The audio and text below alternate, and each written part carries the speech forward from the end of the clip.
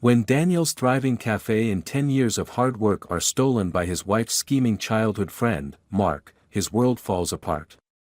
Stripped of his business, his marriage, and his dignity, Daniel is left with nothing but his anger, and a thirst for revenge. Mark thinks he's won, flaunting his stolen success and building a lavish new empire on the ruins of Daniel's life. But what Mark doesn't know is that Daniel is watching, plotting, and ready to strike.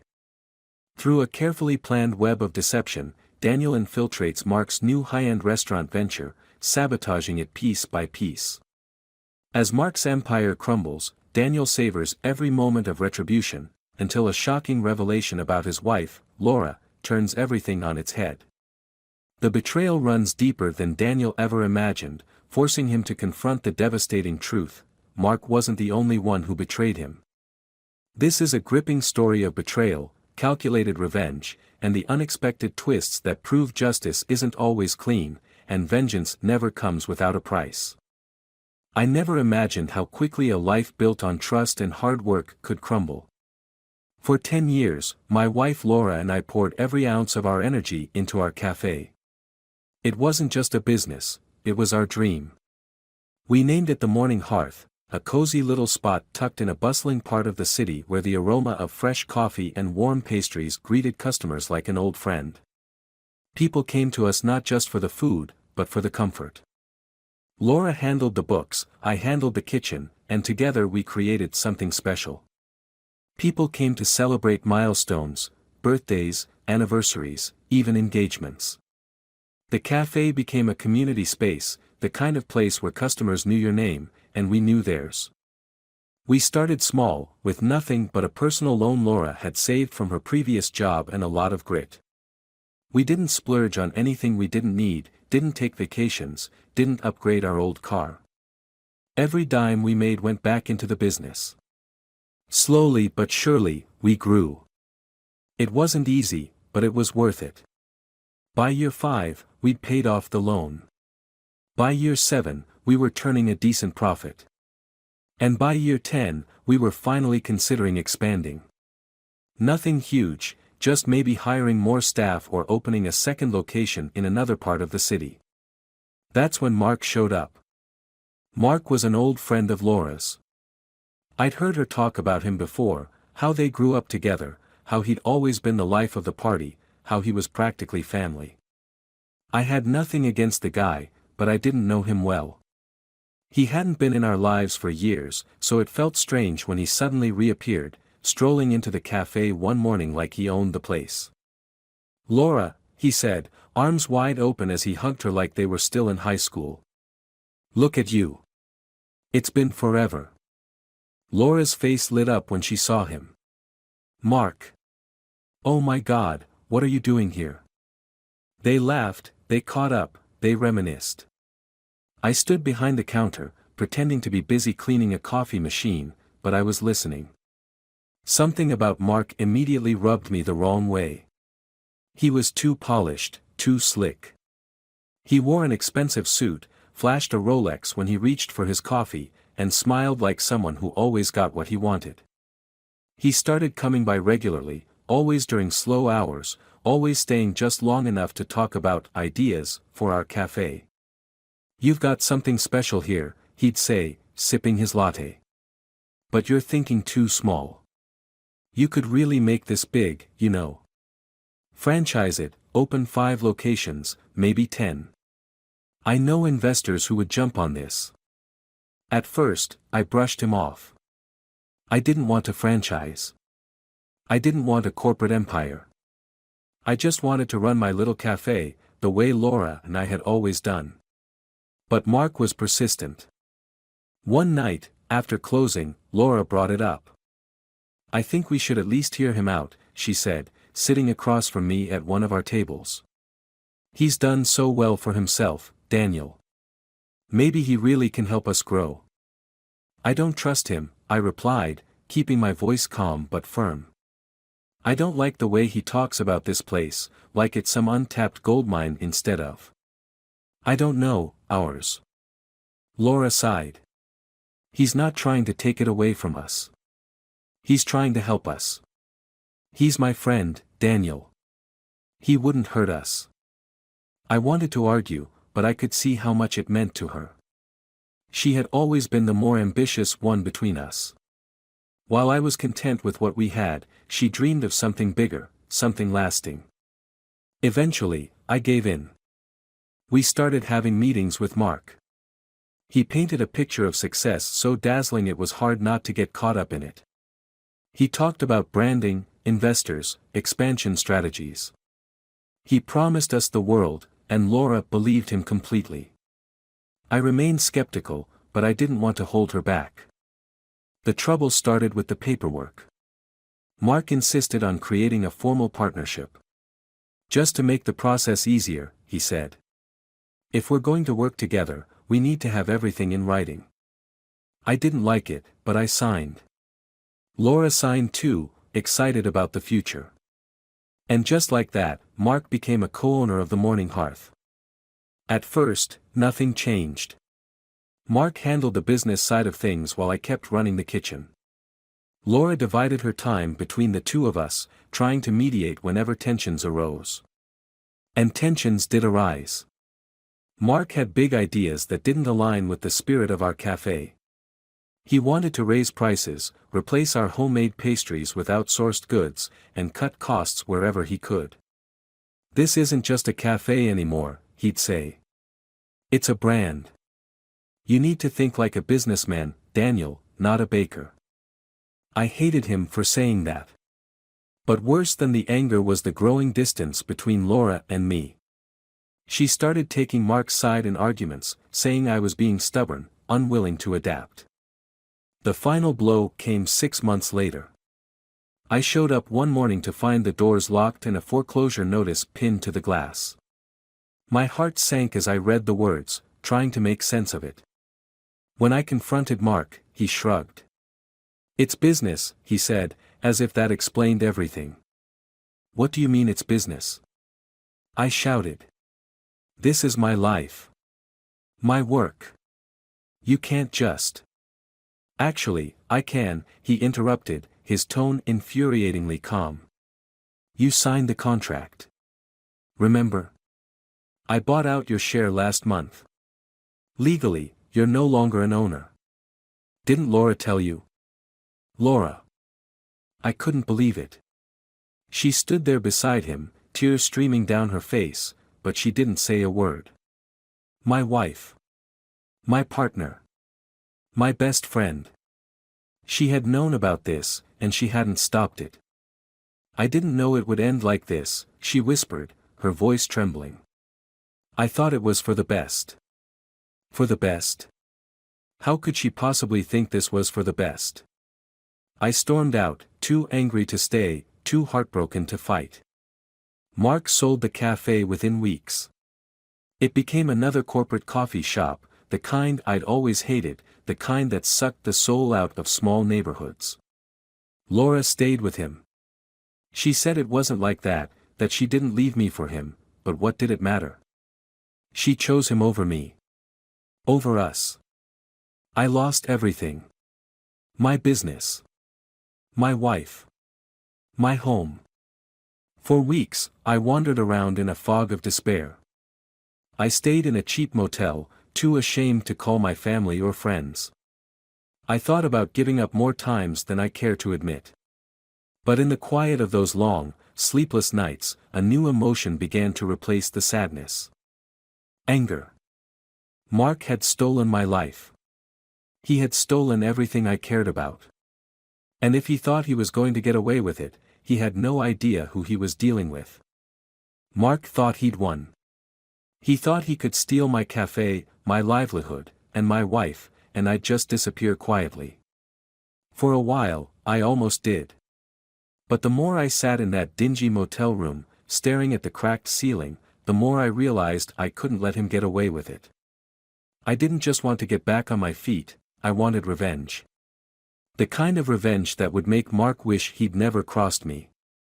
But revenge isn't something you can rush. I couldn't just walk up to him and demand my life back. No, I needed to be smart. Careful. Calculating.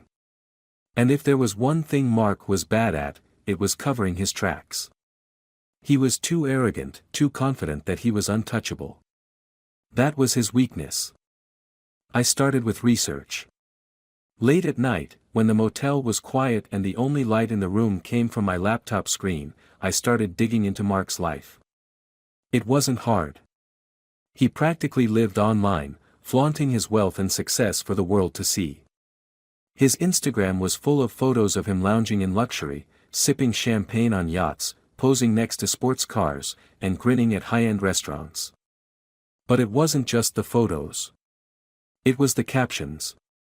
The tags. The breadcrumbs.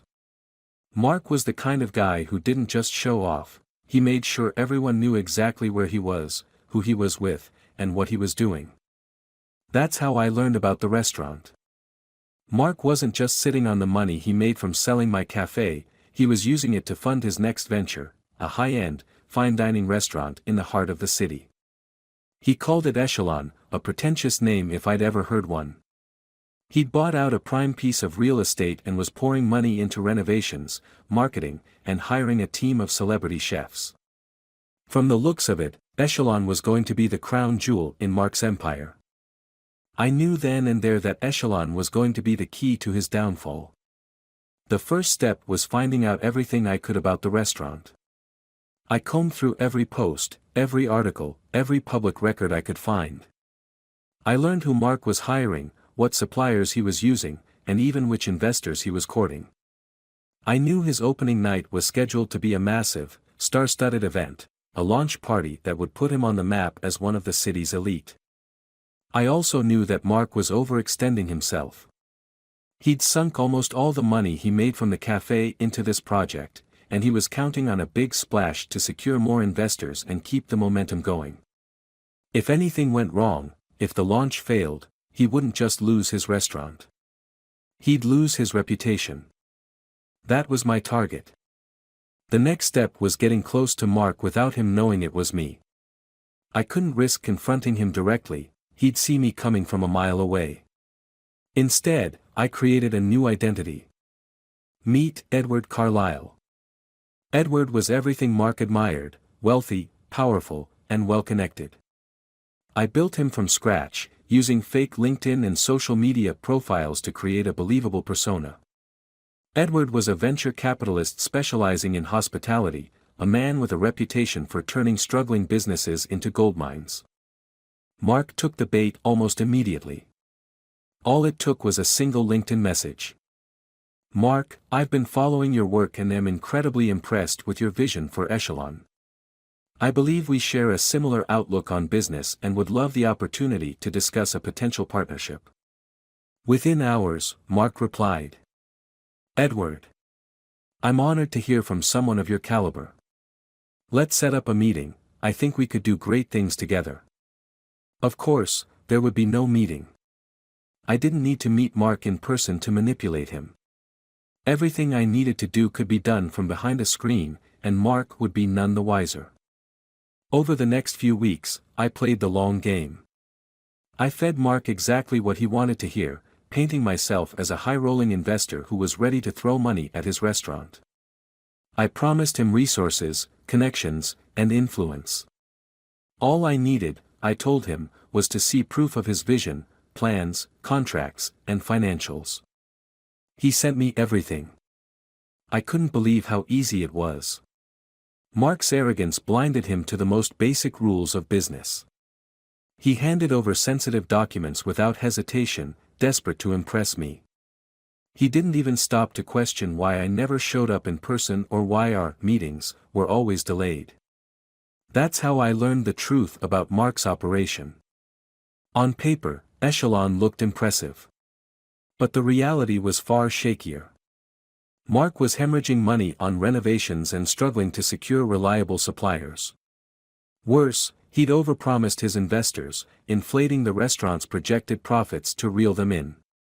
If Echelon didn't succeed immediately, the entire house of cards would collapse.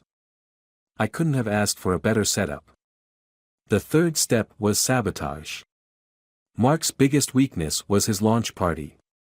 He'd sunk everything into making it the event of the year, hiring celebrity chefs, booking entertainment, and even inviting local politicians to boost his profile. The party was his way of proving to the world, and his investors, that Echelon was a guaranteed success. All I had to do was ruin it. I started small. Using fake email accounts, I contacted a few of his suppliers and raised concerns about Mark's financial stability. Posing as an anonymous whistleblower, I hinted that he had a reputation for late payments and shady business practices. It didn't take much to spook them. 2 suppliers pulled out of their contracts within days. Next, I targeted his staff. I created a fake job listing for a competing high-end restaurant, offering higher salaries and better benefits. Half of Mark's kitchen team quit within a week, leaving him scrambling to find replacements. Finally, I went after the venue itself. Through another fake account, I contacted the building's landlord and posed as a disgruntled investor. I claimed Mark was behind on payments and planning to use the launch party as a last-ditch effort to secure funding. The landlord, already wary of Mark's big promises, started asking questions. By the time the night of the launch rolled around, Mark was drowning in problems. His suppliers had delivered subpar ingredients, his kitchen was understaffed, and his landlord was threatening to shut down the event if he didn't pay up immediately. But the real blow came from me. The night before the launch, I sent an anonymous email to every major investor, guest, and journalist on the invite list. The email exposed Mark's financial troubles, his inflated projections, and his shady tactics for securing funding. I even included screenshots of the documents he'd sent Edward Carlisle, proving he was lying about the restaurant's potential. The fallout was immediate. Investors pulled out. Guests cancelled. Journalists ran with the story, publishing damning articles about Mark's fraudulent practices. By the time the party started, the venue was half empty. The media coverage was brutal. And Mark? He stood in the middle of it all, a deer in the headlights, watching his empire collapse around him. I wasn't there to see it in person, of course. But I didn't need to be. I watched it all unfold online, sipping a cup of coffee in my motel room, the same way Mark had flaunted his victories for the world to see. This was only the beginning. I had taken his restaurant, his reputation, and his future. But I wasn't done yet. Mark wasn't just going to lose everything, he was going to know exactly who had taken it from him. Mark didn't go down quietly. I never expected him to. He was the type of man who thrived on appearances, and even when his world was crumbling, he fought to keep up the facade. He put out a carefully worded statement on social media the morning after the disastrous launch of Echelon. "Challenges are inevitable when pursuing greatness," he wrote. "While last night didn't go as planned, I remain committed to my vision and to my investors. Every setback is a setup for a comeback." The comments section was a battlefield. His loyal followers, what few he had left, praised his resilience. But the overwhelming majority ripped him to shreds. Setback. You lied to your investors. Is this the same guy who ruined the morning hearth? Karma's real, man. Sounds like someone's about to file for bankruptcy. LOL. I scrolled through the comments with satisfaction, but I wasn't done yet. Watching Mark squirm was gratifying, but it wasn't enough. Not yet. I didn't just want him to lose his business and his reputation, I wanted him to feel the same emptiness he'd left me with. For that, I needed him to know it was me. The first move in my final act of revenge was subtle, almost playful. I started leaving breadcrumbs for him, small, deliberate reminders of the past he had stolen from me. It started with a handwritten note. I hired a courier to deliver it to his penthouse apartment, knowing he wouldn't recognize my handwriting. The note was short and simple. Do you miss the smell of fresh coffee and pastries in the morning? I do. I didn't sign it. I didn't need to. A few days later, I sent him a copy of an old photo I had found in my files, one of Laura and me standing in front of the morning hearth on opening day. We were both smiling, holding a giant pair of scissors for the ribbon-cutting ceremony. I blurred Laura's face before sending it, just to make it more unsettling. The courier delivered the photo with no explanation. I imagined Mark staring at it, confused, maybe even a little paranoid. Good. He should be. The next breadcrumb was more direct. I created a burner email account and sent him a message. Mark. You built your success by destroying others. Did you think no one would notice? Did you think no one would fight back? This is just the beginning. The email didn't just rattle him, it sent him into a full-blown panic. How do I know? Because less than 24 hours later, I received a phone call. It wasn't from Mark directly, of course. It was from a private investigator he'd hired. I answered with a calm, "Hello. This is Robert Kane. I'm reaching out on behalf of a client who believes they may be the target of harassment. I'd like to ask you a few questions." I played dumb. "I'm sorry, but I have no idea what you're talking about. Who's your client?" "I'm not at liberty to say," Kane replied, his voice clipped.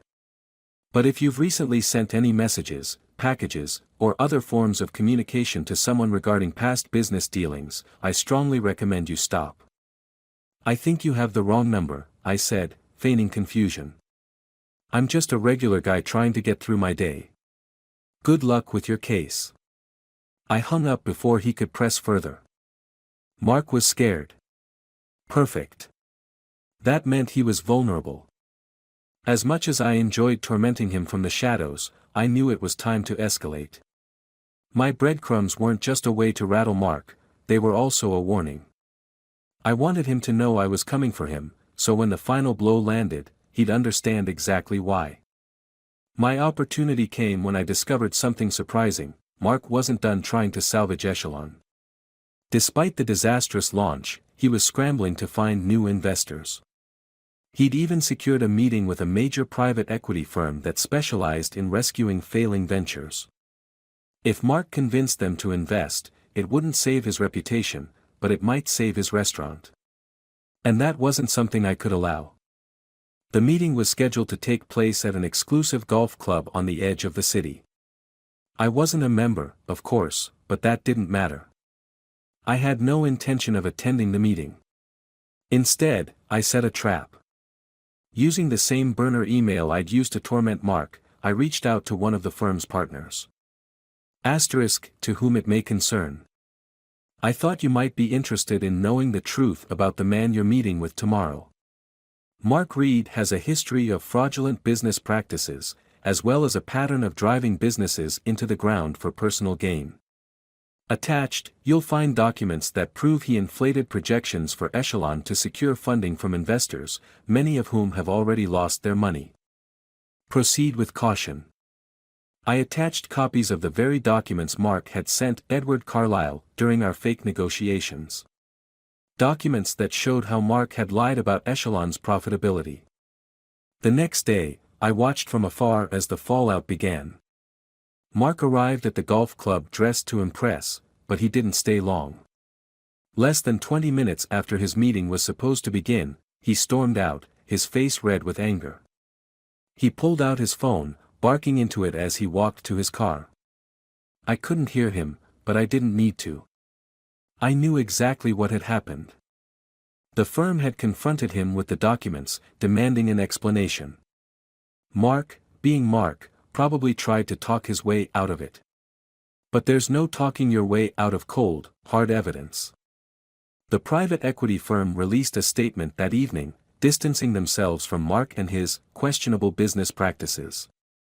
The story spread quickly, picked up by local news outlets and industry blogs. Mark was finished. But I wasn't. The next morning, I made my final move.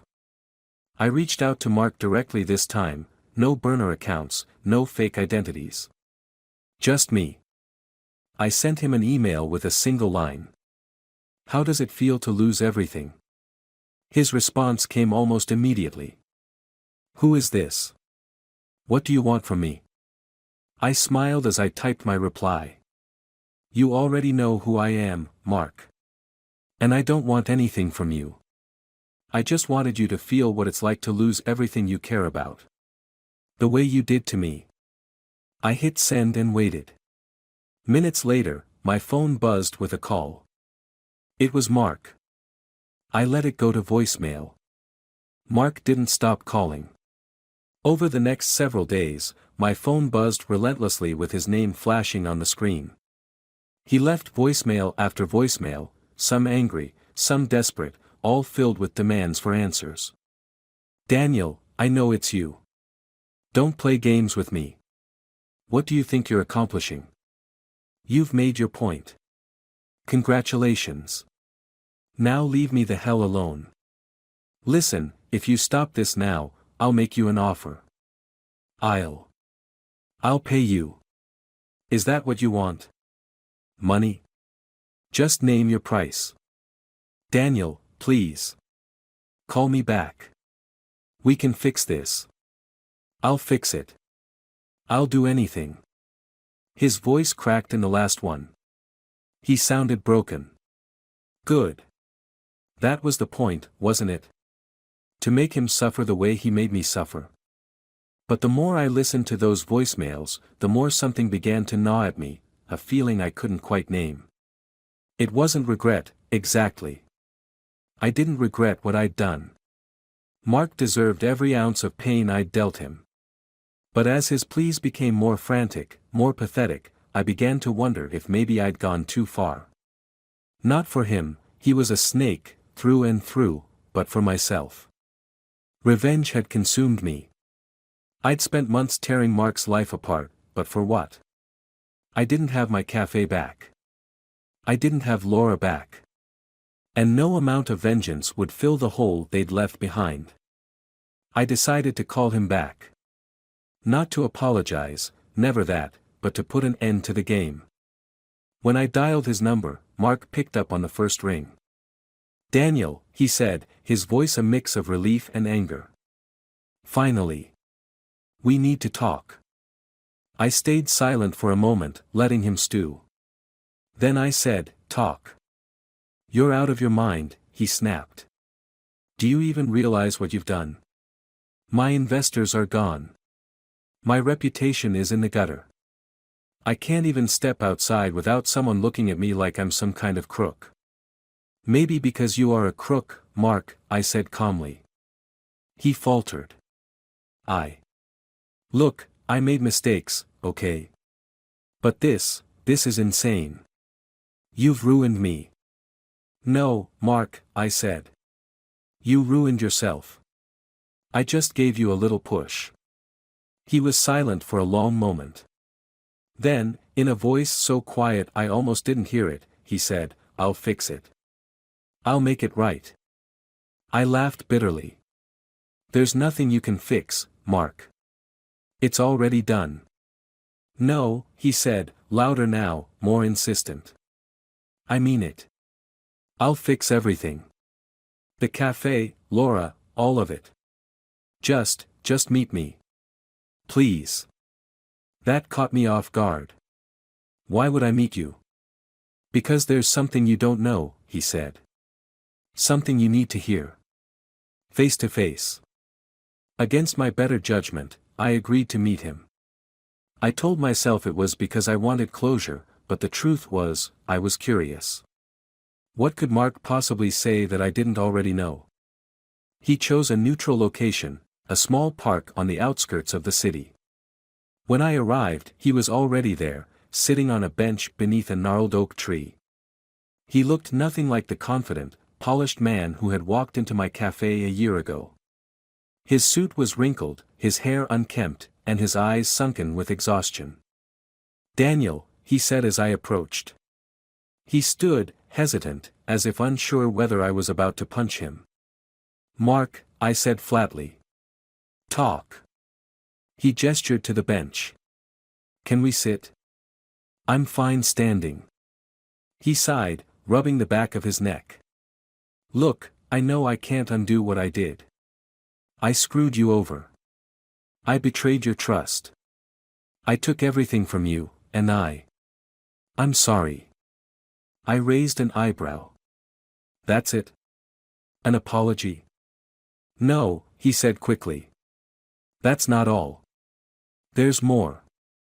Something I need to tell you about Laura. I stiffened. What about her? Mark hesitated, his eyes darting around like he was looking for an escape. Finally, he said, she wasn't just my partner in the cafe. She was my partner in everything. What the hell are you talking about? Laura, she was in on it, Daniel. From the beginning. The words hit me like a punch to the gut. What?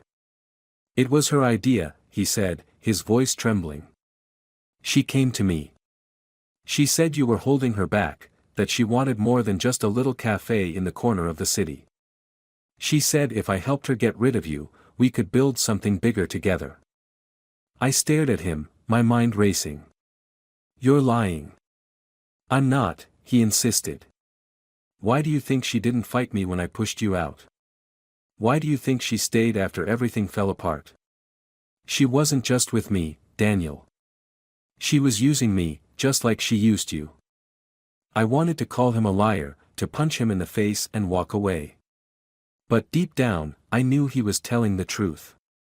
It all made sense now, Laura's eagerness to trust Mark, her refusal to stand by me when the cafe fell apart, her willingness to stay with him after everything he'd done. She played both of us, Mark said, his voice bitter. And when Echelon failed, she left me, too. She's gone, Daniel. Vanished. Probably with the last of the money. I clenched my fists, my mind a whirlwind of anger, betrayal, and disbelief. Laura, the woman I'd loved, the woman I'd built my life with, had orchestrated everything. Why are you telling me this now? I asked. Mark laughed bitterly. Because I've got nothing left, Daniel. No money, no reputation, no Laura. You got your revenge. Congratulations. But if you think you've won, you're wrong. She's the one who won. She's the one who always wins. I didn't say another word. I just turned and walked away, leaving Mark sitting on that bench, broken and alone. That night, I couldn't sleep. I sat in the dark, replaying everything in my head, the cafe, the betrayal, the months I'd spent tearing Mark's life apart. All of it had been for nothing. I thought destroying Mark would give me closure, but now I knew the truth. The real villain wasn't him. It was her. Laura. I picked up my phone and stared at her number, my thumb hovering over the call button. But I didn't press it. Instead, I deleted her number. Let her vanish. Let her run. Because someday, somehow, I would find her. And when I did, she'd learn exactly what it felt like to lose everything. Just like she made me.